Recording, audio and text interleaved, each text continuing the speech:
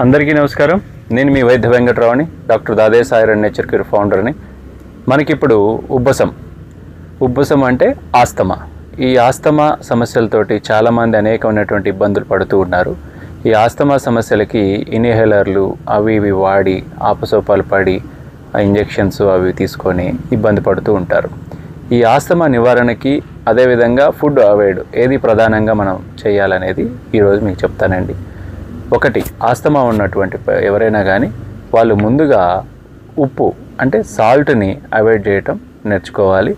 అదేవిధంగా ఆస్తమా తోటి ఎవరైతే బాధపడుతున్నారో వాళ్ళకి చక్కటి రెమెడీ ఇప్పుడు మీ ముందుకు తీసుకొస్తున్నాను.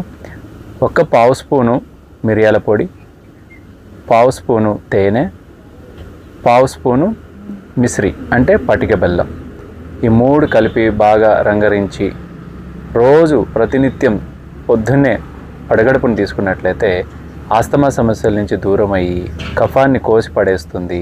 మనకి మంచి ఉపశమనం నివారణగా కూడా ఇది ఉపయోగపడుతుంది. చూశారు కదా ఈ రెండు వస్తువులతోటి ఆస్తమాని ఎలా తగ్గించుకోవాలో.